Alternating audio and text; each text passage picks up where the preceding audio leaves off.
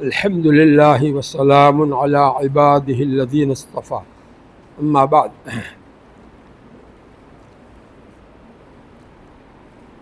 قال رسول اللہ صلی اللہ علیہ وسلم اتیت لیلۃ اسری بی علی قوم بطونہم کالبیوت فیہا الحیات ترا من خارج بطونہم فقلت من هؤلاء یا جبرائیل قال هؤلاء اکلۃ الربا.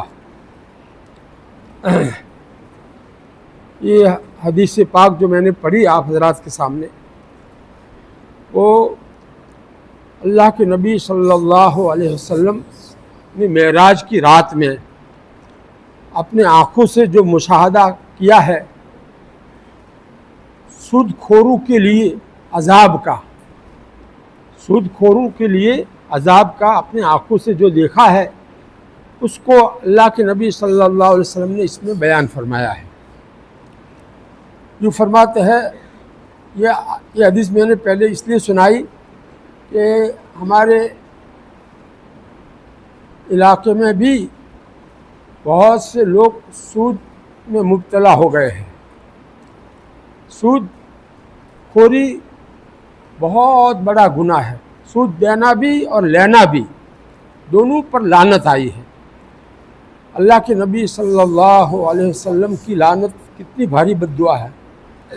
اللہ کی پھٹکار، اللہ کی رحمت سے دوری کتنی بھاری بات ہے.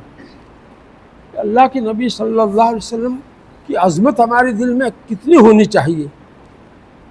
وہ رحمت للعالمین ہو کر کے ایسی بھاری بد دعا سود لینے والوں کو بھی اور سود دینے والوں کو بھی، دونوں کو بد دعا دے رہے ہیں اللہ کی لعنت کی. لعن رسول اللہ صلی اللہ علیہ وسلم آکل الربا وموکلہ، آگے وکاتبہ وشاہدیہ، سود کے معاملے میں مدد کرنے والے. فارم بھرنا نہیں آتا ہے، بینک سے سود لینا ہے تو فارم بھرنا نہیں آتا ہے، کسی نے اس کا فارم بھر دیا تو یہ اس کے اوپر بھی لعنت کہ اس نے کیوں مدد کی، سود لینے والے کی مدد اس نے اتنی کیوں کی. تو اللہ کے نبی صلی اللہ علیہ وسلم جو بد دعا دیں گے وہ اللہ کے حکم سے دیں گے، اپنی مرضی سے نہیں دیں گے. اللہ تعالیٰ کا حکم ہوگا وہی وہ کرتے تھے. اتنی بھاری بد دعا صرف فارم بھرنے والے کے اوپر بھی، اور جو اس میں گواہ بنے ان کے لیے بھی. وشاہدیہ، اس سے اندازہ لگاؤ سود کا گناہ کتنا بھاری ہے. اس سے اپنے آپ کو اور اپنے رشتہ داروں کو، اپنے گھر کے لوگوں کو جن کے بارے میں بھی ہم کو پتہ چلے کہ یہ ایسی لعنت والی چیز میں مبتلا ہوا ہے، تو اس کو اس سے نکالنے کی ہم سب کو فکر ہونی چاہیے کہ نہیں. اتنی بھاری بد دعا سے اس کو بچانا ہم سب کی ذمہ داری ہے. رحم ہونا چاہیے اپنے بھائیوں کے اوپر. ایسا سنا کہ عورتیں بھی اس میں مبتلا ہو گئی ہیں، جوان بھی اس میں مبتلا ہو گئے ہیں. تو یہ بہت خطرے والی گھنٹی ہے.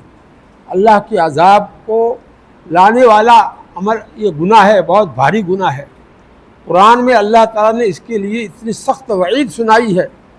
فَإِن لَّمْ تَفْعَلُوا فَأْذَنُوا بِحَرْبٍ مِّنَ اللَّهِ وَرَسُولِهِ، اگر تم سود نہیں چھوڑتے ہو، تمہارا چڑھا ہوا سود جو ہے اس کو چھوڑ دو. اللہ تعالیٰ نے اس کا حکم دیا پہلے، یا ایھا الذین آمنوا اتقوا اللہ وذروا ما بقی من الربا ان کنتم مؤمنین. اے ایمان والو، تم اللہ سے ڈرو، اللہ کا ڈر دل میں پیدا کرو، اور اس ڈر کا اثر یہ ہونا چاہیے کہ تمہارا چڑھا ہوا سود، تم نے دوسرے کو پیسے قرض دیے تھے، اس کے اوپر جو سود چڑھا ہے تم کو وصول کرنے کا ہے، اس کو چھوڑ دو. اللہ تعالیٰ کہتے ہیں اس کو مت لو. تمہارے اصلی رقم جو تم نے قرض دی ہے اتنی اس سے لے لو، اور اس کے اوپر جو چڑھا ہوا سود ہے اس کو مت لو. وَذَرُوا مَا بَقِيَ مِنَ الرِّبَا، اس جو ہے چڑھے ہوئے سود کو چھوڑو. حکم ہے، اللہ تعالیٰ کا آرڈر ہے. وَذَرُوا مَا بَقِيَ مِنَ الرِّبَا ان کنتم مؤمنین، اگر تم ایمان والے ہو تو ہمارے اس حکم پر عمل کرو. کتنی بھاری بات ہے. ان کنتم مؤمنین معمولی بات ہے. سوچو ہمارا رب مہربان، رحمان الرحیم، ارحم الراحمین، خیر الراحمین کیسی دھمکی دے رہے ہیں اس کے اوپر. آج مال کی محبت نے ہم کو کیسا پاگل بنا دیا ہے کہ اس کے پیچھے ہر ایک ایسا دوڑ رہا ہے، بس مال آنا چاہیے، چاہے اللہ کا حکم ٹوٹے کچھ بھی ہو. مال کمانے میں بھی اللہ تعالیٰ کے احکامات ہے، خرچ کرنے میں بھی اللہ تعالیٰ کے احکامات ہے. دونوں کی پابندی کرنا بہت ضروری ہے. جیسے نماز پڑھنا فرض ہے، ایسے وہ بھی فرض ہے. قیامت کے دن اللہ تعالیٰ ان دونوں کے بارے میں سوال کریں گے کہ مال کہاں سے کمایا تھا، کس طرح سے کمایا تھا اور کہاں خرچ کیا تھا.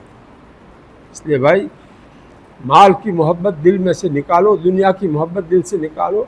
ایک اللہ کی محبت کو دل میں جماؤ، وہی کام آئے گی. قبر میں، حشر میں، سب جگہ وہی کام آئے گی. تنہائی میں بیٹھ کر اللہ کے انعامات کو سوچو، اللہ تعالیٰ کیسی قدرت والے ہیں، اس کی مخلوقات میں غور کرو. اور مسجد میں ذرا جلدی آنے کی عادت ڈالو. بخاری شریف میں یہ ہے کہ اگر لوگوں کو معلوم ہو جاوے کہ نماز کے لیے مسجد میں جلدی آنے میں کتنا بڑا ثواب ہے، تو وہ اس کے لیے ایک دوسرے سے آگے بڑھنے کی کوشش کریں. لستبقوا. آج ہم لوگ گھڑی کو دیکھتے ہیں، منٹ دیکھتے ہیں، ابھی اتنی منٹ باقی ہے. ایسا یہ سوچ جو ہے بہت غلط سوچ ہے، شیطانی سوچ ہے. اذان ہونے کے بعد میں ہم کو کوئی سوچنا ہی نہیں چاہیے اپنا دنیا کا کام، بلکہ سیدھی جو ہے نماز کی تیاری، استنجا استبراء کے ساتھ اچھی طرح سے بھرا. پیشاب کے قطرے اندر رہ جاتے ہیں تو اس کے بعد وضو ٹوٹ جاتا ہے، پھر نماز نہیں ہوتی. اس لیے استنجا میں دیر لگے تو لگانا چاہیے، جب تک قطرے اندر سے صاف نہ ہو وہاں تک بیٹھا رہنا چاہیے، اور اس کے بعد جب اطمینان ہو جائے اس کے بعد ہی پانی کا استعمال کرنا چاہیے. یہ ساری چیزوں کے لیے فجر میں خاص کر کے زیادہ ضرورت پڑتی ہے. فجر کی نماز ہمیں جماعت کے ساتھ ملے، اس کے لیے جلدی اٹھنا پڑتا ہے، اور اس کے لیے جو ہے گھر سے وضو کر کے اور سنتیں گھر پر ادا کر کے، یہ بھی سنت ہے فجر کی سنتیں گھر پر پڑھنا. اور پھر آدمی مسجد میں ایسا آ جاوے کہ اس کو تکبیر اولیٰ مل جاوے، بلکہ کچھ پہلا آ جاوے تو نماز کے انتظار کا ثواب بھی بہت بڑا ہے. جب تک آدمی ایسے ہی بیٹھا رہے گا نماز کے لیے تو اس کو نماز پڑھنے ہی کا ثواب ملے گا. تو یہ، اور اس کے اندر پھر سوچے گا کہ میں کیوں آیا ہوں، یہ اللہ کا دربار ہے، یہاں میں کیوں آیا ہوں. اوہو، اس کا فریضہ ادا کرنے کے لیے آیا ہوں، اس کا اہم فریضہ ادا کرنے کے لیے میں آیا ہوں، ان کی توفیق سے آیا ہوں، میں اس قابل کہا تھا کہ یہاں آتا. ایسا سوچ کر کے پھر اللہ کی عظمت کو سوچے گا، اللہ کے گھر کی عظمت سوچے گا، اللہ کے فریضے کی عظمت سوچے گا، اور اس کو مجھے اچھی طرح سے ادا کرنا ہے، دھیان رکھ کر کے اللہ کی عظمت کو دل میں جمع کر کے ادا کرنا ہے. ایسا سوچے گا تو اس کی نماز میں جان پیدا ہوگی. حضرت مولانا الیاس صاحب رحمۃ اللہ علیہ فرماتے ہیں کہ نماز سے پہلے نماز کا مراقبہ جو آدمی کرتا ہے اس کی نماز، اور بغیر مراقبہ کیے ہوئے آ کر نماز میں شریک ہو جاتا ہے، ان دونوں کی نماز میں زمین و آسمان کا فرق ہے. اس کی نماز، پہلی آدمی کی نماز جاندار ہوگی، وہ دعا مانگے گا حضرت ابراہیم علیہ السلام کی دعا، رب اجعلنی مقیم الصلاۃ ومن ذریتی، اے میرے رب مجھے نماز کامل طریقے سے پڑھنے والا بنا دیجئے. کون کہہ رہے؟ ابراہیم علیہ السلام. اور کس کے لیے کہہ رہے؟ اپنے لیے کہہ رہے. اے اللہ، اے میرے رب مجھے اچھی طرح سے نماز پڑھنے والا بنا دیجئے. رب اجعلنی مقیم الصلاۃ.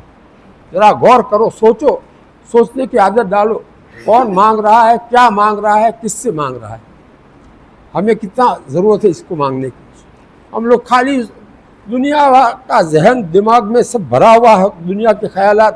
مسجد میں آنے کے بعد میں بھی موبائل اور اس میں باتیں کر رہے ہیں، اور پر باتیں کر رہے ہیں، باہر باتیں کر رہے ہیں.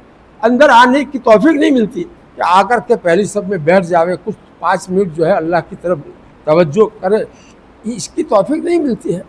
یہ کتنی بڑی غفلت والی بات ہے، یہ ہم کو جو ہے ہلاک کرنے والی باتیں ہیں، دین کے اعتبار سے ہم کو بالکل دور کر دینے والی بات ہے۔ اس لیے بھائی اپنے دل کو بنانا ہے، اپنا دل اللہ والا بنے، اس کے لیے پہلے سے مسجد میں آ کر بیٹھو گے، پہلی صف پکڑو گے تو کچھ اللہ تعالیٰ توفیق دیں گے، آپ کو زیادہ اللہ سے تعلق پیدا ہوگا۔ اس کے بغیر جو ہے آپ باہر باتیں کرتے رہو، نماز کھڑی ہو، اس وقت اندر آ جاؤ اور صف میں آ کر کھڑے ہو جاؤ، یہ اس میں صفیں بھی برابر درست نہیں ہوتی ہے۔ اگر ترتیب سے آپ صفوں میں بیٹھو گے، پہلی صف جب تک پوری نہ ہو وہاں تک دوسری صف شروع نہ کریں، اس طرح سے اگر بیٹھنے کی عادت ڈالو گے تو صفوں کو نماز کھڑی ہونے کے وقت صفوں کو بنانے میں بیچ میں جو تھوڑی تھوڑی جگہ رہتی ہے وہ جگہ بالکل نہیں رہے گی، اور آگے پیچھے بھی نہیں ہوں گے، کندھے ایک دوسرے کے بالکل برابر ہو جائیں گے۔ نماز کو کامل طریقے سے پڑھنے کے لیے یہ سب اہتمام کرنا پڑتا ہے۔ نماز کا اہتمام آج ہمارے اندر نہیں رہا ہے، رسمی طور پر ہم نماز پڑھ لیتے ہیں، یہ کافی نہیں ہے۔ اللہ تعالیٰ جو ہے حقیقت کو دیکھتے ہیں، اس لیے ہمیں بھی حقیقت پر آنا ہے۔ خانقاہ میں جمع ہونے کا مقصد ہی یہی ہے کہ ہمارا ایمان حقیقی بن جاوے۔ ہمارے نبی صلی اللہ علیہ وسلم دعا مانگتے تھے، اللہم حقق ایمانی، اے اللہ مجھے حقیقت والا ایمان نصیب فرمائیے۔ حقیقت والا دل میں ایمان ہوتا ہے، یقین دل میں ہوتا ہے، تو یہ حقیقت رکھنے والی چیز مجھے عطا فرمائیے۔ ایسی دعا کرنے کی توفیق ملے گی۔ پہلی صف میں آ کر بیٹھو گے تو، باہر کھڑے رہو گے باتیں کرو گے تو کہاں سے ملے گی یہ توفیق؟ اس لیے بھی اپنے اوپر رحم کرو، دوسرے پر رحم نہیں کرنا ہے، اپنی ذات پر رحم کہ میرا قبر میں کیا ہوگا، لوگ تو مجھے اندر دفن کر کے چلے آئیں گے، پھر میں ہوں گا اور میرے اعمال ہوں گے، میرا کیا ہوگا؟ کتنے لوگ ہمارے سامنے چلے گئے، ہمارے رشتہ دار، ان کے بارے میں سوچو کہ ابھی ان کا کیا حال ہوگا، ان کی آنکھوں کو کون سے کیڑے نے کھا لیا ہوگا، ان کے جو ہے گوشت کو مٹی نے کیسا بنا دیا ہوگا، اور میرا بھی ایک دن ایسا حال ہونے والا ہے، اس سے پہلے میں کچھ کر لوں تو میرا کام آئے گا۔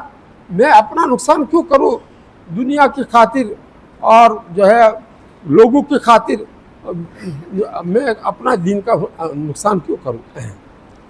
اس لیے بھائی یہ سود والی بات چونکہ بہت بھاری گناہ ہے یہ، اس لیے مجھے پورے مجمع کو یہ بات سنانی تھی۔ اس کے لیے ایک حدیث میں نے آپ حضرات کے سامنے پڑھی ہے، معراج والا واقعہ، اس کا ترجمہ سناتا ہوں آپ کو، اس کا مطلب زبانی سناتا ہوں۔ اللہ کے رسول صلی اللہ علیہ وسلم فرماتے ہیں کہ مجھے اللہ تعالیٰ نے جو معراج کروائی تو اس معراج میں بہت سی پوشیدہ حقیقتیں جو دنیا والوں سے پوشیدہ ہے مجھے دکھلائی۔ گناہوں کا عذاب کیسا ہوتا ہے، کس گناہ کا کیسا عذاب ہوتا ہے وہ دکھلایا، جنت اور دوزخ بھی مجھے دکھلائی، تاکہ میں اپنی امت کو جا کر اپنی آنکھوں سے دیکھی ہوئی چیزیں بتاؤں۔ صحابہ کے سامنے آپ نے اپنے آنکھوں سے دیکھا ہوا عذاب جو اس حدیث میں بیان کیا ہے سود خوروں کے لیے، وہ بیان کیا کہ میرا گزر ہوا ایسے لوگوں کے پر سے کہ جن کے پیٹ اتنے بڑے بڑے تھے جیسے مکان ہوتا ہے، بہت بڑا کمرہ جیسے ہوتا ہے، اتنے بڑے بڑے پیٹ تھے ان کے، اور ان پیٹوں کے اندر سانپ بھرے ہوئے تھے، اور وہ باہر سے سانپ نظر آ رہے تھے، جیسے کانچ کا برتن ہو تو اندر والی چیز باہر نظر آتی ہے۔ اللہ تعالیٰ نے ان کے پیٹوں کی چمڑی ایسی بنائی تھی کہ باہر سے وہ مجھے نظر آ رہے تھے وہ سانپ۔ اتنا دہشت ناک منظر میں نے دیکھا، میں نے جبریل سے پوچھا یہ کون لوگ ہیں جو ایسا لرزہ خیز عذاب میں مبتلا ہے؟ تو فرمایا حضرت جبریل علیہ السلام نے ہؤلاء اکلۃ الربا، یہ سود خور لوگ ہیں، سود لینے والے، سود کھانے والے، سود لوگوں کو قرض دے کر کے اس کے اوپر سے سود وصول کرنے والے۔ جیسے یہ سود وصول کرنا حرام اور موجب لعنت اور بہت بڑا گناہ، اسی طرح سے سود بھرنا बैंकों में से लोन जो लोग उठाते हैं और उसके ऊपर सूद भरते हैं, ये भी ऐसा ही लानत वाला गुनाह है, ये भी ऐसा ही बड़ा भारी गुनाह है। इससे अपने आप को बचाओ, अपने रिश्तेदारों को बचाओ, अपने गांव के लोगों को बचाओ। इसके बगैर अल्लाह ताला की रहमत नहीं नाजिल होगी, अल्लाह ताला का गुस्सा तेज हो जाएगा, हम उसको बर्दाश्त नहीं कर सकते। हज़रत ईसा अलैहिस्सलाम अल्लाह के पैगंबर, उनसे किसी ने पूछा कि सबसे ज़्यादा सख्त चीज़ कौन सी है?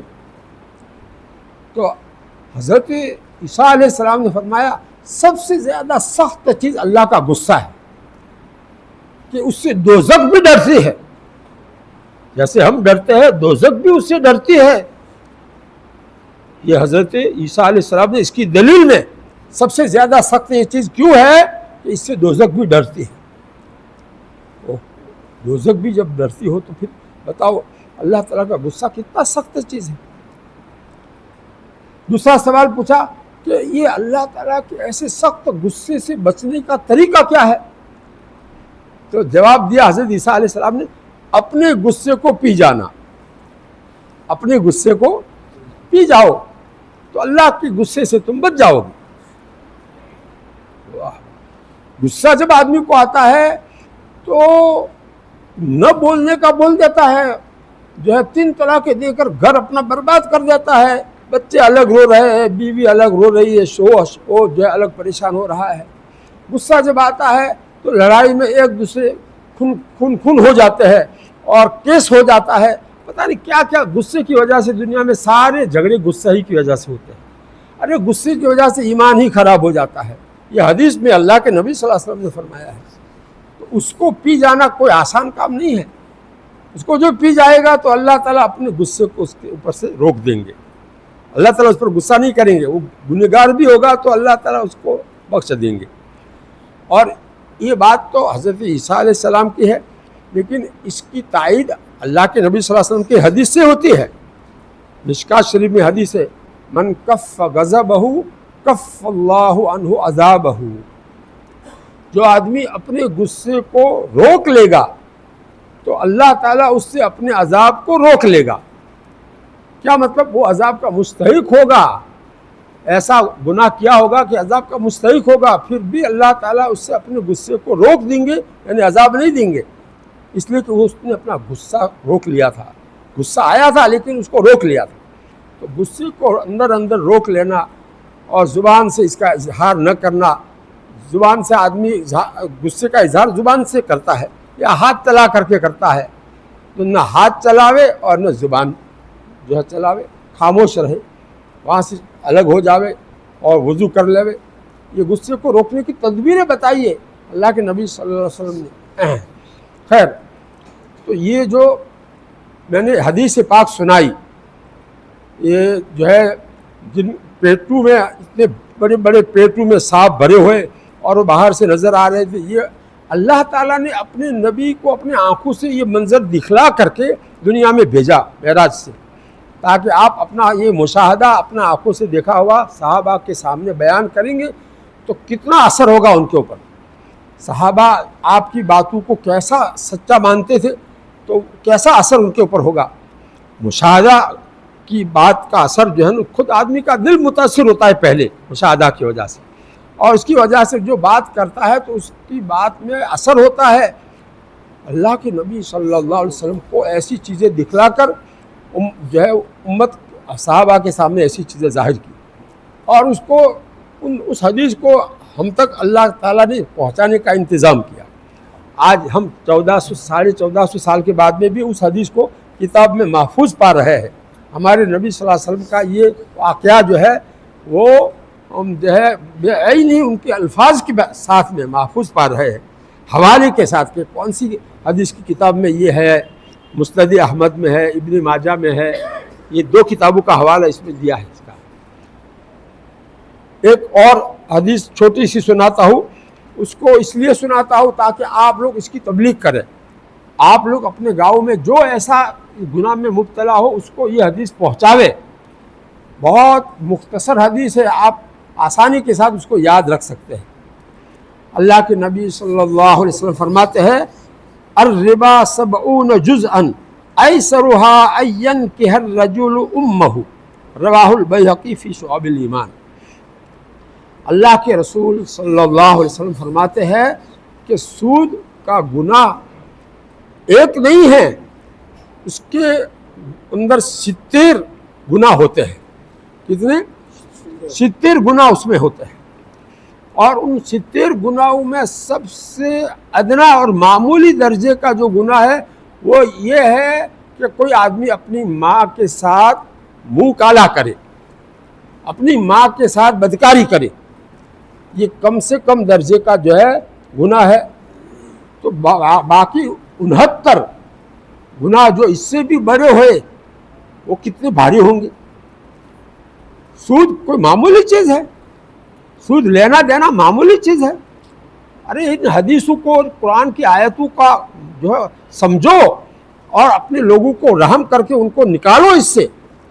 یہ آپ لوگوں نے سن لی یہ باتیں، آپ اس کو جو ہے محفوظ کر لو، یاد کر لو، ذہن میں جما لو اور اس کو امت میں پہنچاؤ، اس کی تبلیغ کرو، آپ کی ذمہ ہے، ورنہ اللہ کا عذاب آئے گا اور آ رہا ہے۔ طرح طرح کی عذاب کی شکلیں ہمارے سامنے آ رہی ہے۔ آپ جانتے ہیں، مجھ سے زیادہ حالات جانتے ہیں، ملک کے حالات کیسے ہیں، مسجدوں کے حالات، مسجد کے اوپر کیا ہو رہا ہے، مسلمانوں کے مکانوں پر کیا ہو رہا ہے، سب آپ کو معلوم ہے۔ یہ حال ہمارے اوپر بھی آ سکتا ہے اگر ہم نے گناہوں کو نہ روکا۔ منکر ہمارے سامنے ہو اور اس کو ہم نہ روکیں تو پھر ہماری دعائیں بھی اللہ تعالیٰ قبول نہیں کریں گے، اللہ تعالیٰ کا عذاب سب کو گھیر لے گا۔ اس لیے بھائی اس سے اپنے آپ کو بچانا ہے، اس سے اپنے آپ کو اور اپنے بھائیوں کو، اپنے بہنوں کو، اپنے جوانوں کو اس سے بچانا ہے۔ کرو، اس کی نیت کرتے ہو، اللہ تعالیٰ آپ لوگوں کو اس پر عمل کرنے کی توفیق عطا فرمائے۔ اب ایک بات اور سناتا ہوں۔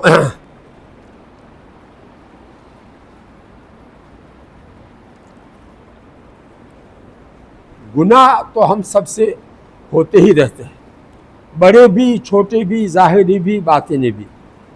ان کا علاج کیا ہے؟ جو ہو گئے ہیں گناہ، ان کے عذاب سے بچنے کے لیے راستہ کیا ہے؟ تو اس کا راستہ بھی بہت آسان حدیث میں بیان کیا ہے، توبہ اور استغفار۔ 2 لفظ میں بول رہا ہوں، توبہ اور استغفار۔ توبہ کا تعلق دل سے ہے، دل میں اس گناہوں کو سوچ کر کے، جو آج سے جوانی میں اس سے گناہ ہوئے تھے، سوچو کیا کیا گناہ، زبان سے، اپنے شرمگاہ سے، اپنے ہاتھوں سے، آنکھوں سے کیا کیا گناہ ہوئے تھے، ایسا تنہائی میں بیٹھ کر پہلے سوچو، اور پھر اس کے اوپر جو عذاب ہے اللہ تعالیٰ کا، وہ کیسا بھاری عذاب ہے، اس کو سوچو۔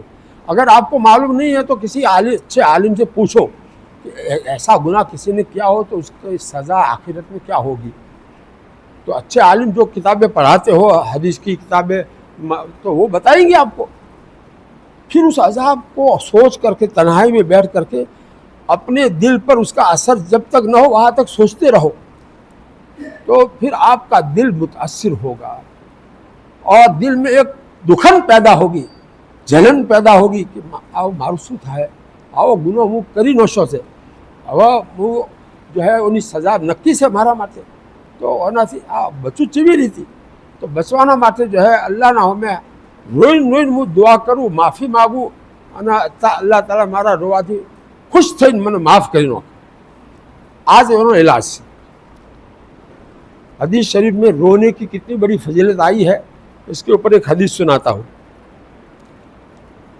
اللہ کے نبی صلی اللہ علیہ وسلم فرماتے ہیں ما من عبد مؤمن یخرج من عینیہ دموع وإن كان مثل رأس الذباب من خشیۃ اللہ ثم يصيب شيئا من حر وجهه إلا حرمه الله على النار، رواہ ابن ماجہ۔ اس حدیث کا مفہوم میں آپ کو سمجھاتا ہوں۔ اللہ کے رسول صلی اللہ علیہ وسلم جو کچھ فرماتے ہیں برحق ہوتا ہے، اللہ کی طرف سے آپ کے دل میں آئی ہوئی بات ہوتی ہے جو آپ اپنے الفاظ میں بیان کرتے ہیں۔ اس لیے اس کو پوری عظمت کے ساتھ سننا چاہیے. کیا فرمایا کہ جو بھی ایمان والا بندہ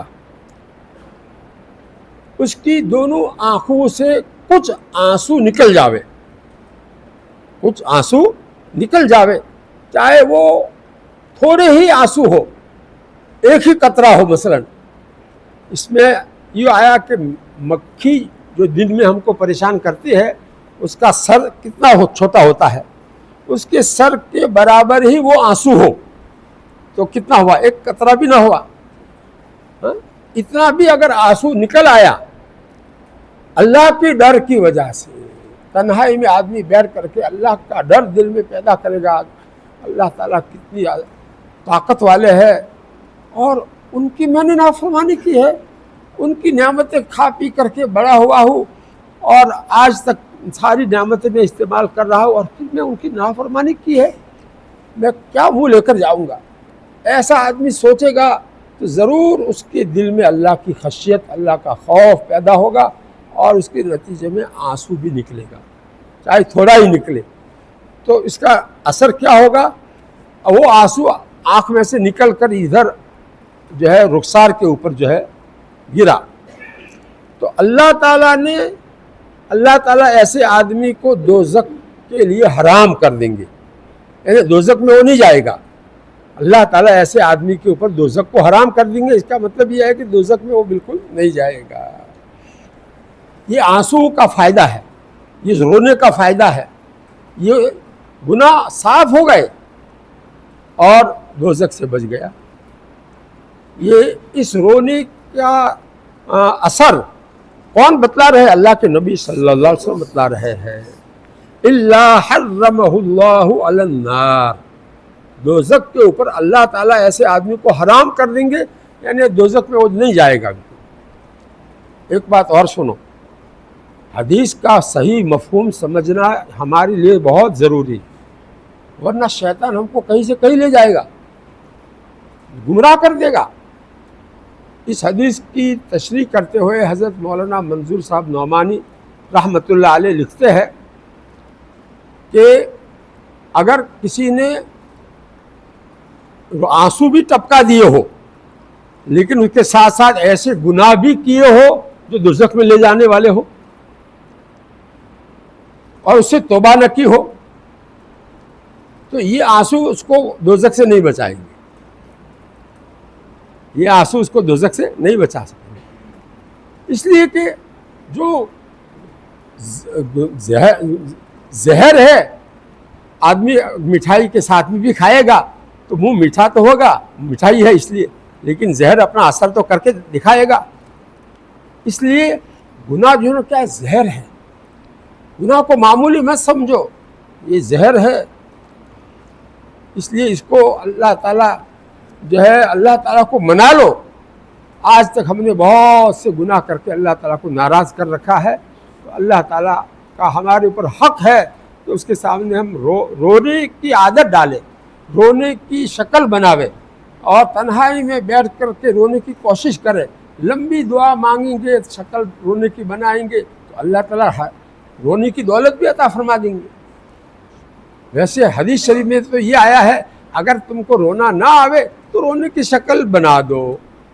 تو کتنی آسانی ہے، منہ ڈھیلا کر کے، جیسے کوئی آدمی فقیر مانگنے کے لیے آتا ہے کیسا منہ ڈھیلا کرتے، ایسا منہ اللہ تعالیٰ کے سامنے ڈھیلا کرنا کتنا آسان ہے. تو اپنے اختیار میں ہے، اتنا تو کر لو. اتنا کرو گے تو پھر آگے کا دروازہ کھل جائے گا، آگے اللہ تعالیٰ رونے کی حقیقی رونے کی توفیق بھی عطا فرمائیں گے. وَبْكِ عَلَىٰ خَطِيئَتِكَ، نجات کے لیے ایک صحابی نے سوال پوچھا ہے تو اللہ کے نبی صلی اللہ علیہ وسلم نے 3 کام بتائے نجات کے لیے. پہلا، اپنی زبان کو قابو میں رکھنا، املک علیک لسانک، املک علیک لسانک، اپنی زبان کو قابو میں رکھو، کوئی گناہ کی بات مت کرو، کوئی فضول بات مت کرو. یہ ہے زبان کو قابو میں رکھنے کا خلاصہ. دوسری نصیحت کیا فرمائی؟ نجات اگر آخرت میں اللہ کے عذاب سے بچنا چاہتے ہو تو دوسرا کام کیا کرو؟ وَلْيَسَعْكَ بَيْتُكَ، اور تم اپنے گھر میں رہو. بغیر ضرورت کے گھر سے باہر مت نکلو. ضرورت ہو تو نکلو، کمانے کے لیے نکلو، نماز پڑھنے کے لیے نکلو، اور کوئی ضرورت ہے تو نکلو. لیکن جھوپے میں اس طرح سے بیٹھے رہتے ہو، باتیں کرتے ہو، یہ طریقہ صحیح نہیں ہے. اتنا وقت تم اپنے گھر میں گزارو، اپنے بال بچوں میں گزارو، ان کے ساتھ ہنسی مذاق کی باتیں بھی کرو، اور ان کو دین بھی سکھاؤ، اور ان کو اللہ کے عذاب سے ڈراؤ، ان کو دیندار بناؤ، ان کو مانوس رکھو اپنے سے، اور وہ تمہاری بات توجہ سے سنیں. اس طرح سے جو ہے تم ان کے سامنے تعلیم کر کے سمجھاؤ آخرت کیا ہے، قبر کیا ہے، دوزخ کا عذاب کیسا ہے، یہ اس کی تعلیم کرو. جنت کا شوق پیدا ہو، جنت کی نعمتیں بتاؤ. قرآن و حدیث کے ذریعے سے ایسی کتابیں بہت اردو میں آسانی سے مل جاتی ہے جس میں جنت دوزخ کا بیان ہوتا ہے. اس کی تعلیم کرو، اس کا مطالعہ کر کے پہلے خود سمجھو، اپنے دل پر اثر لو، اور اس کی پھر تعلیم کرو گھر میں. 15 منٹ روزانہ تعلیم کرو گے تو پورے سال میں بہت کچھ تبدیلی دیکھو گے اپنے گھر میں. اپنے گھر میں بیوی بچے سب دیندار ہو جائیں گے. آپ کو رشک آئے گا، خوشی ہوگی ان کو ایسی حالت میں دیکھ کر. اس لیے بھائی ایک کرنے کی بات ہے، صرف سننے کی باتیں نہیں ہیں. عمل کرو گے تو انشاءاللہ آپ دنیا اور آخرت دونوں آپ جو ہے آپ کی بن جائے گی. ہمارے نبی صلی اللہ علیہ وسلم کیا فرماتے ہیں؟ انا جئتکم، میں تمہارے پاس لایا ہوں. کیا لایا ہوں؟ بخیر الدنیا والآخرہ، دنیا کی بھلائی بھی اور آخرت کی بھلائی بھی، دونوں کی بھلائی میں لے کر آیا ہوں تمہارے پاس. یعنی ایسا دین لے کر آیا ہوں کہ جس دین کو تم پہلے جانو اور سمجھو اور اس پر پھر عمل کرو تو تمہاری دنیا بھی بھلی ہو جائے گی اور تمہاری آخرت بھی بھلی ہو جائے گی. دونوں کی بھلائیاں میں لے کر آیا ہوں. انا جئتکم بخیر الدنیا والآخرہ، یہ حدیث پاک ہے. اللہ کے نبی صلی اللہ علیہ وسلم فرماتے ہیں کہ میں تمہارے پاس دنیا اور آخرت دونوں کی خیر اور بھلائی والا دین لے کر کے آیا ہوں، بس اس پر تم کو عمل کرنا ہے. کتنا بڑا احسان ہے ہمارے نبی صلی اللہ علیہ وسلم کا، کتنا آسان دین ہمارے سامنے پیش کیا ہے. کوئی مشکل نہیں، بہت آسان دین ہے. لیکن ہمارے ماحول نے اس کو مشکل بنا دیا ہے، ہماری سستی نے اس کو مشکل بنا دیا ہے. اللہ تعالی ہم سب کو اس سستی سے نکالے، اور ہمارے نبی صلی اللہ علیہ وسلم نے پناہ مانگی ہے سستی سے. اللہم انی اعوذ بک من العجز والکسل، اے اللہ میں آپ کی پناہ مانگتا ہوں کم ہمتی سے اور سستی سے. کم ہمتی یعنی ارادے کی کمزوری، آدمی کا ارادہ ہی کمزور ہو تو کیا کرے گا. اور سستی بدن کی سستی، بدن سست ہے، پڑا رہنے کا جی چاہتا ہے. نماز کھڑی ہو گئی ہے فجر کی لیکن اٹھنے کو جی نہیں چاہتا ہے، نیند کا خمار ہے، تو یہ ہے بدن کی سستی. تو دونوں چیزیں جو ہے معنی بنتی ہے دین پر چلنے سے، کم ہمتی بھی اور بدن کی سستی بھی، دونوں سے اللہ کی پناہ مانگی ہے. اس لیے بھائی ہم سب بھی ان مسنون دعاؤں کا اہتمام کریں. ان مسنون دعاؤں کو موقع پر موقع کی جو دعائیں ہے اس کو بھی پڑھا کرے، اور اپنا ایک معمول بناوے. قرآن و حدیث کی دعاؤں کی جو کتابیں ہیں جیسے مناجات مقبول ہے، اس کی ایک منزل روزانہ پڑھنا بہت آسان ہے. ایک منزل روزانہ پڑھنے کا معمول بناؤ. اس میں جو ہے دنیا کی آخرت کی ساری بھلائیوں کی دعائیں مانگی ہے. اس میں اللہ نے جو دعائیں سکھلائی ہے قرآن میں وہ بھی ہے، اس میں فرشتوں کی دعائیں بھی ہے، اس میں انبیاء کرام کی دعائیں بھی ہے، ہمارے نبی صلی اللہ علیہ وسلم کی مبارک دعائیں بھی ہے. اور کیا چاہیے، اور کیا چاہیے. ایسی مقبول دعائیں اس کے اندر ہے، اس سے ہم کیوں سستی کریں. جیسے تلاوت کا معمول ہم بناتے ہیں، اسی طرح مناجات مقبول یا الحزب العظم جس کا معمول ہو، دونوں میں دعائیں ہیں، مسنون دعائیں. الحزب العظم میں ذرا بڑی منزلیں ہے، اور اب مناجات مقبول میں اس کے مقابلے میں کچھ تھوڑی کم منزل ہے، اس لیے وہ جلدی پوری ہو جاتی ہے. اور حضرت تھانوی رحمۃ اللہ علیہ نے جمع کی ہوئی یہ کتاب ہے، اس لیے بھی کم سے کم اس کا ہی معمول بنا لو. یہاں مل جاتی ہے کتب خانہ رشیدیہ میں، مناجات مقبول نام ہے اس کا. یاد رکھ کر کے اس کو حاصل کر لو اور اس کو جو ہے اپنا نام اس پر لکھ لو اور ایک جگہ طے کر کے رکھو، اس کا وقت طے کرو پڑھنے کا، اور جو ہے جگہ بھی طے کر لو کہ بھی مسجد میں اس کو فلانی نماز کے بعد میں یا پہلے میں اس کو پڑھوں گا۔ جگہ طے کر لی، وقت طے کر لیا، تو اب پابندی ہوگی۔ عمل طے کر لیا کہ یہ عمل مجھے اس وقت میں اس جگہ میں کرنا ہے، تو پابندی سے ہوگا۔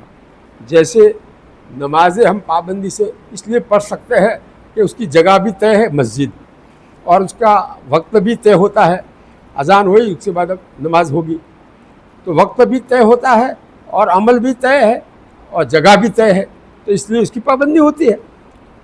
تو اسی طرح سے جو بھی اپنے معمولات پابندی سے نہ ہوتے ہو، بعض لوگ ایسا کہتے ہیں کہ معمولات کی پابندی نہیں ہوتی، تو میں ان کو یہی ترتیب بتاتا ہوں کہ بھی جو نماز میں پابندی ہوتی ہے اس کی 3 چیزیں طے ہے، اس کی وجہ سے ہوتی ہے، تو اس میں بھی 3 چیزیں تم طے کر لو، عمل طے کر لو، جگہ طے کر لو اور وقت طے کر لو۔ اس وقت میں اس جگہ میں وہی عمل کرنا ہے، دوسرا کوئی عمل نہیں کرنا ہے، تو پابندی ہوگی۔ اسی کو نظام الاوقات کی پابندی اسی کو کہتے ہیں۔ اللہ تعالیٰ مجھے بھی آپ حضرات کو بھی اچھی طرح سے پابندی تسلب کے ساتھ دین کے اوپر پابندی نصیب فرماوے۔ تو یہ حدیث کا مفہوم میں نے آپ کو سمجھا دیا، اور اس کا جو مطلب ہے وہ مطلب بھی میں نے سمجھا دیا۔ مطلب کو میں حضرت کے الفاظ میں سناؤں گا، حضرت نے جو تشریح میں بات کہی ہے اس کو سناتا ہوں، غور سے سنو۔ اس حدیث کا مطلب یہ ہے کہ جو چہرہ اللہ کے ڈر کے آنسو سے کبھی تر ہوا ہو، اس کو دوزخ کی آگ سے بالکل محفوظ رکھا جائے گا، اور دوزخ کی آنچ کبھی اس کو نہ لگ سکے گی۔ یہ تو حدیث کا مطلب ہوا۔ اب آگے فرماتے ہیں کہ جن احادیث میں کسی خاص نیک عمل پر دوزخ کی آگ کے حرام ہو جانے کی خوشخبری دی جاتی ہے، ان کا مطلب اور مقصد عام طور سے یہ ہوتا ہے کہ اس نیک عمل کا ذاتی تقاضا اور خاصہ یہی ہے، ذاتی تقاضا اور خاصہ یہی ہے، اور اللہ تعالیٰ اس عمل کے کرنے والے کو جہنم کی آگ سے بالکل محفوظ رکھے گا، بشرطے کہ، شرط اس کے لیے کیا ہے؟ بشرطے کہ اس شخص سے کوئی ایسا بڑا گناہ سرزد نہ ہوا ہو جس سے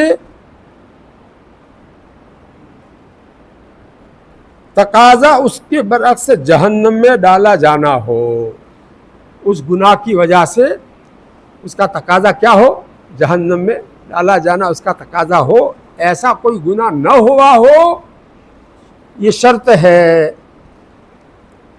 یا اگر کبھی ایسا گناہ اس سے ہوا ہو تو وہ اس سے تائب ہو چکا ہو، سچی توبہ کر چکا ہو۔ سچی توبہ سے بھی بڑا گناہ بھی اللہ تعالیٰ معاف کر دیتے ہیں، تو بہت آسان ہو گیا۔ ارے بھی گناہ تو ہوئے ہیں بڑے بڑے، لیکن سچی توبہ کر لو، سب معاف ہو جائیں گے۔ سچی توبہ کے لیے میں نے کہا کہ اپنے دل کو تشکیل کرنی پڑے گی، رونے، دل سے رونا آ جاوے، دل پر اس کو دل کی ندامت کہتے ہیں۔ تو یہ جو ہے پیدا کرنے کے لیے اللہ کے عذاب کو سوچنا پڑے گا۔ اپنے گناہوں پر جو عذاب ہے اس کو سوچو گے کہ اوہو میں تو اس کا مستحق ہو گیا ہوں، ایسے عذاب کا۔ مثلا ابھی سود خوروں کا عذاب جو حدیث میں نے آپ کو سنایا، اب جو سود خوری کے اندر مبتلا ہے وہ اس عذاب کو سوچے کہ اوہو میں نے اس سے توبہ کی نہیں، اس گناہ کو میں نے چھوڑا نہیں ہے، تو میری توبہ کیسے صحیح ہوگی؟ توبہ کے لیے اس گناہ کو چھوڑنا ضروری ہے، اور اس چھوڑنے کے ساتھ پھر جو ہو گیا ہے اس کے اوپر دل میں ندامت اور آئندہ نہ کرنے کا پکا عہد، یہ سب چیزیں شرائط میں سے سچی توبہ کی۔ لہٰذا میں تو میرا پیٹ میں حساب بھرے ہوئے ہوں گے اگر میں نے سچی توبہ نہیں کی سود خوری سے، تو پھر میرا پیٹ بھی ایسا ہوگا اور اتنا مکان کے جیسا بڑا پیٹ ہوگا اور اس میں سانپ بھرے ہوئے کاٹ رہے ہوں گے، میں کیا کروں گا؟ یہ بالکل ایسا یقینی ہے جیسے اس وقت رات کا ہونا یقینی ہے۔ ایسا آدمی سوچے گا، اپنے دل دماغ میں لے گا، تو دل میں ندامت ضرور پیدا ہوگی۔ پھر اللہ کے سامنے آدمی رونے کی کوشش کرے، رونے کی شکل بناوے، اللہ تعالیٰ معاف کر دیں گے۔ یہ میرا بندہ جو ہے پچھتا رہا ہے، رو رہا ہے، رونے کی شکل بنا رہا ہے، اللہ تعالیٰ بڑے کریم ہے۔ تو دیکھو ہاں جی کھڑے ہو کر کرو. ہاں ماشاء اللہ واہ واہ. اگر ہمیں توبہ کی غیبت سے ہاں یا حقوق العباد سے ہاں اس میں بندوں کے حق ہے ہاں میں، ہاں مگر وہ دنیا سے چلے گئے ہیں. ہاں اس طرح مجھے کسی کی غیبت کی ہم جماعت میں جاتے ہیں ہاں تو فلاں جگہ جاتے ہیں فلاں جگہ جاتے ہیں ہاں الگ الگ ضلعوں میں یا راجیوں میں جاتے ہیں. ہاں ہاں مثلاً کسی ذمہ دار سے غیبت ہو ذمہ دار کی غیبت ہو گئی ہاں ہاں ساتھی کی غیبت ہو گئی. ہاں ہاں اب ان تک ہم پہنچ بھی نہیں سکتے یا جو لوگ مر چکے ہیں تو ان سے ہم معافی بھی نہیں مانگ سکتے. تو اس کی تلافی کی کیا ضرورت ہے؟ ہاں بہت اچھا سوال ہے. دیکھو جن لوگوں کی غیبت کی ہے اور وہ دنیا سے چلے گئے ہمیں معلوم ہے، یا ہے کہ ان کا پتہ ہی ہمیں معلوم نہیں کہاں ہے تو کہاں ہے، کیسے معافی مانگے ان سے؟ ان کا فون نمبر بھی نہیں ہے. تو اس کے لیے بھی شریعت میں راستہ بہت آسان ہے. وہ کیا ہے کہ اپنے لیے اور ان کے لیے اللہ تعالیٰ سے مغفرت کی دعا کرو. اللہم اغفر لی ولہم، اے اللہ میری بھی مغفرت کر دیجئے اور جن کی میں نے غیبت کی ہے ان کی بھی مغفرت کر دیجئے. تو ان کے لیے ہم نے مغفرت کی جو دعا کی وہ ان کو پہنچے گی. وہ چاہے دنیا سے چلے گئے ہیں لیکن ان کو پتہ چلے گا کہ یہ ہمارے لیے مغفرت کی دعا کر رہا ہے. اللہ تعالیٰ کی طرف سے نظام ہے، ان کو بتا دیا جاتا ہے کہ تمہارے لیے فلاں آدمی مغفرت کی دعا کر رہا ہے. تو اس کی روح خوش ہو جاتی ہے اور خوش ہو کر کے وہ معاف کر دیتی ہے. تو یہ طریقہ ہمارے نبی صلی اللہ علیہ وسلم نے بتایا ہے کہ اس کے لیے مغفرت کی دعا اپنے لیے بھی کرو پہلے اور پھر اس کے لیے بھی مغفرت کی دعا کرو. جو دنیا سے چلے گئے ہیں ان کے لیے ایسا ہے. اور اگر وہ زندہ ہے ہمیں عطا پتہ معلوم ہے تو ان سے ڈائریکٹ معافی مانگ لو. اور جو ہے ان کو ناراض ایسے ہے کہ وہ معاف کرنے کے لیے تیار نہیں ہے تو ان کے پیر پکڑ لو، ان کو جو چائے پلا کر دعوت دے کر دعوت کھلا کر کے کسی بھی طرح سے خوش کر کے پھر اس کے بعد ان سے معافی مانگو گے تو معاف کر دیں گے. بہرحال دنیا میں آدمی ہو تو اس سے معافی مانگنا ایسے گناہوں میں ضروری ہے. جس گناہ کی اس کو پتہ بھی چل گیا کہ اس نے میری غیبت کی ہے تو اس سے معافی مانگنا ضروری ہے. اس کو پتہ ہی نہیں، ہم نے اس کی غیبت جو کی ہے اس کو پتہ ہی نہیں ہے تو اس کو تکلیف پہنچی ہی نہیں ہے.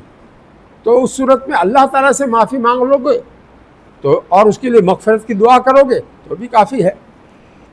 اور اگر جو ہے اس کو پتہ چل گیا ہے تو بھی صاف طور پر یہ کہنا بھی ضروری نہیں ہے کہ میں نے تمہاری ایسی غیبت کی تھی، تفسیر کرنا ضروری نہیں ہے.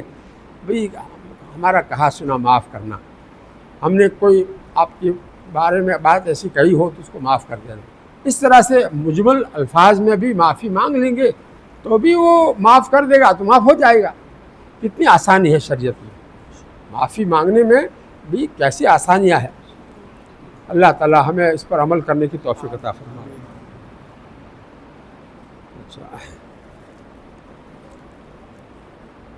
دیکھو یہ آیا کہنے کہ کوئی گناہ ایسا اسے نہ ہوا ہو، اگر ہوا ہے تو اس سے سچی توبہ کر لی ہو تو پھر یہ رونا اس کے کام آئے گا، دوزخ سے بچائے گا. آگے حضرت لکھتے ہیں یہ نہ سمجھا جاوے کہ یہ محض تعویل ہے، حدیث کی تعویل ہے، ایسا نہ سمجھا جائے، بلکہ واقعہ یہ ہے کہ ہمارے محاورات میں، ہمارے بول چال میں اس قسم کے وعدوں اور بشارتوں میں یہ شرط ہمیشہ محفوظ ہوتی ہے. کوئی بھی ہم کسی سے کوئی خوشخبری کی بات سنائیں گے تو وہ اس وقت ہوگی جب کہ اس کی طرف سے کوئی ایسا کام نہ ہوا ہو جو اس خوشخبری پر پانی پھیر دے، ہے نا؟ ایسا ہماری بول چال میں بھی بتائے کہ نہیں. بہرحال حدیث کا مفہوم بھی سمجھاتے ہیں حضرت تاکہ لوگ دھوکے میں نہ آ جاوے. صرف ترجمہ کرنے میں بعض مرتبہ لوگ دھوکے میں آ جاتے ہیں. اس لیے ضروری ہے ایسی حدیث کی کتاب جس میں تشریح ہو، مطلب سمجھایا ہو، اس کا مطالعہ کرو اور اس کی تعلیم کرو گے تو اچھا فائدہ ہوگا. دھوکے سے نکل جاؤ گے، دھوکے سے بچ جاؤ گے.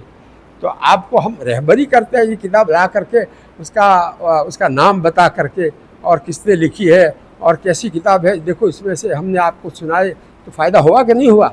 جو کچھ بھی تھوڑا بہت سنایا اس کتاب میں سے آپ کو فائدہ ہوا۔ اب رونے کے اوپر ایک بات اور سنو، آج کل رونا جو ہے ہمارا ختم ہو گیا ہے، اللہ کے سامنے رونا نہیں آتا ہے، اس لیے رونے کے سلسلے کی ایک حدیث جیسے سنائی، اب ایک واقعہ سناتا ہوں۔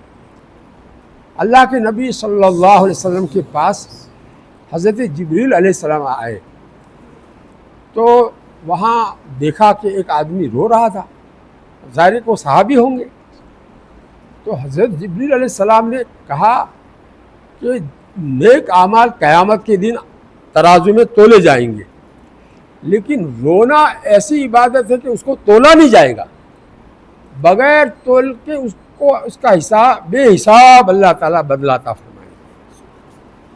تو رونا کتنی بڑی نعمت ہے، بتاؤ۔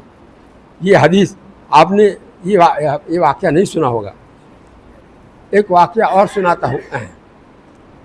ایک بزرگ کا واقعہ ہے،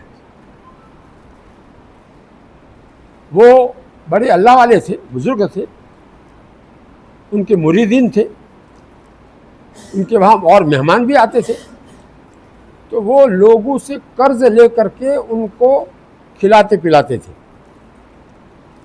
قرض ان کے اوپر بہت بڑھ گیا اور اس میں وہ ایسے بیمار پڑ گئے کہ زندہ رہنے کی امید نہیں تھی۔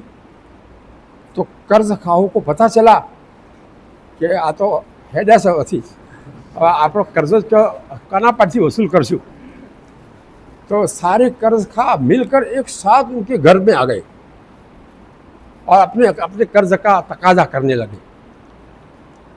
حضرت نے کہا بیٹھ جاؤ۔ اتنے میں ایک چھوٹا بچہ حلوہ بیچنے والا آواز لگاتا ہوا آیا،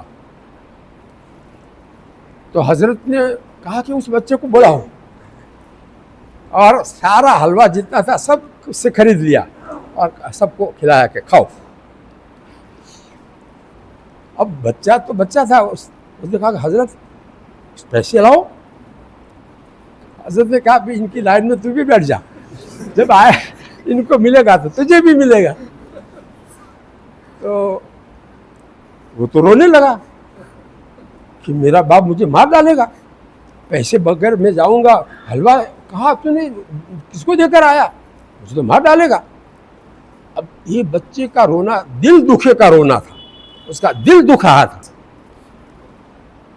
اب اس کا نتیجہ کیا ہوا کہ اللہ تعالیٰ کی طرف سے اللہ تعالیٰ کی رحمت جوش میں آ گئی اس بچے کے، چاہے وہ بچہ اپنے پیسے کے لیے رو رہا تھا لیکن رو تو رہا تھا، اور وہ رونا بھی دل دکھے کا رونا تھا، تو اللہ تعالیٰ کی رحمت جوش میں آ گئی۔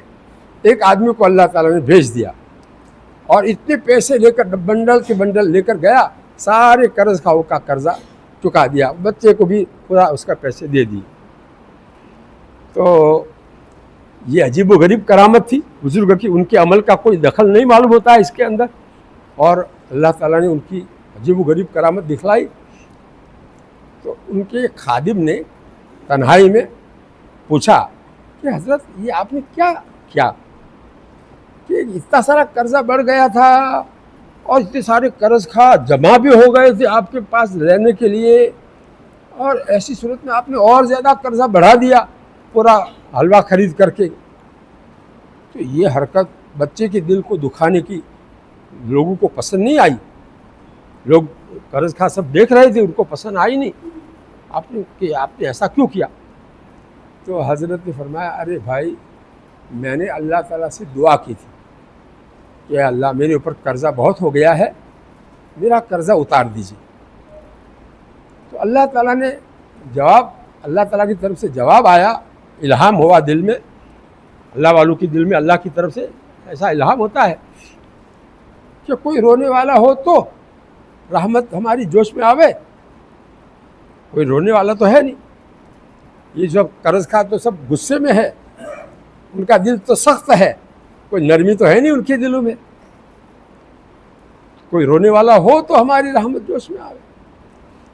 اب یہ حضرت کو جب اللہ کی طرف سے ایسا جواب ملا تو انہوں نے سوچا کہ رونے والا یہ بچہ جو ہے کام کرے گا، رونے کا کام یہ کرے گا، اور میں اس کا پورا حلوہ خرید کر کے ان کو کھلا دوں، اس کے بعد پھر جو ہے یہ روئے گا، اس کے بعد کام چلے گا۔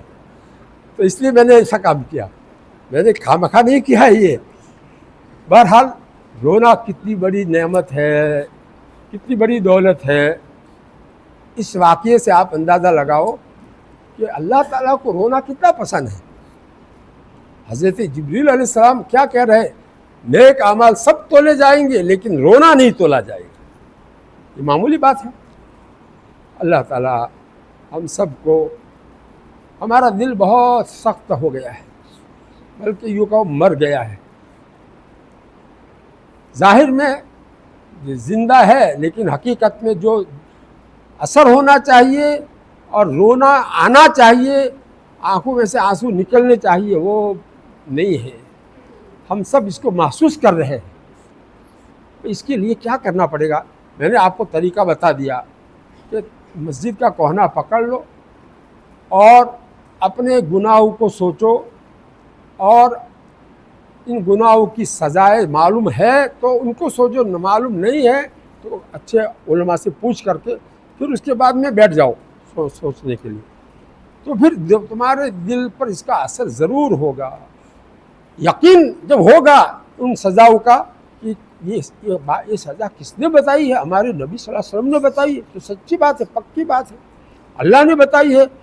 جو ہے اس گناہ کی سزا قرآن میں یہ ہے، کوئی مسلمان کسی مسلمان کو قتل کر دے، وَمَن يَقْتُلْ مُؤْمِنًا مُتَعَمِّدًا فَجَزَاؤُهُ جَهَنَّمُ، اب دیکھو اللہ تعالیٰ نے اس کی سزا جہنم بتائی ہے۔ کوئی آدمی کسی مسلمان کو جان بوجھ کر مار ڈالے گا، وَمَن يَقْتُلْ مُؤْمِنًا مُتَعَمِّدًا فَجَزَاؤُهُ جَهَنَّمُ خَالِدًا فِيهَا وَغَضِبَ اللَّهُ عَلَيْهِ وَلَعَنَهُ وَأَعَدَّ لَهُ عَذَابًا عَظِيمًا، ہے کہ نہیں؟